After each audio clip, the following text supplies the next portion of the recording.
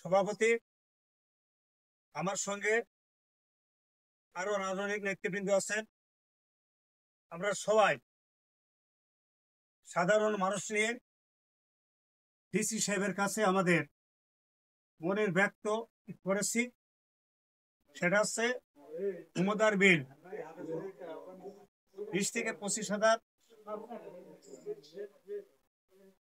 Acre জমির ফসল আমরা সেখানে রোপণ করতে পারছি না। কেন পারছি না সেই বিষয়টা তার জেলা মহোদয়ের কাছে আমরা উপস্থাপন করেছি। ভূমদার বিলের পশ্চিম পাশ মাথা ভাঙার বিল আছে।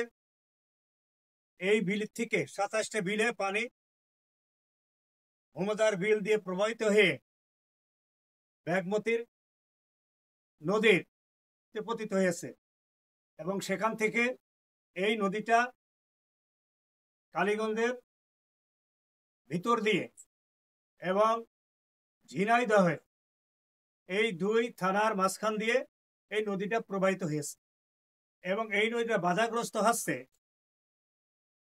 খোলা বাজারের নিচেই একটা ব্রিজ আছে। এই ব্রিজটা নতুন করে ব্রিজ সৃষ্টি হচ্ছে, তৈরি হচ্ছে। এখানে বাইপাস ভাবে তৈরি করা হয়েছে একটা রাস্তা মানুষের যাতায়াতের জন্য। এই রাস্তাটা সাধারণ মানুষের দুর্ভোগ পাচ্ছে। এই বিষয়টা আমরা জেলা প্রশাসক মহোদয়কে অবগত করেছি। উনি আমাদেরকে আশ্বস্ত করেছেন যে এই ব্যাগমতি নদীর এবং ভূমদার বিলের পানি 2 থেকে 3 দিনের মধ্যে নিষ্কাশনের ব্যবস্থা করবেন এবং যাতে অত্র অঞ্চলের সকল কৃষক 1 সপ্তাহের মধ্যেই তাদের রোপণ কাজ, ধানের চারা রোপণের কাজ শুরু করতে পারবে সেই ব্যবস্থা উনি করবেন। আমাদেরকে উনি এই আশা দিয়েছেন।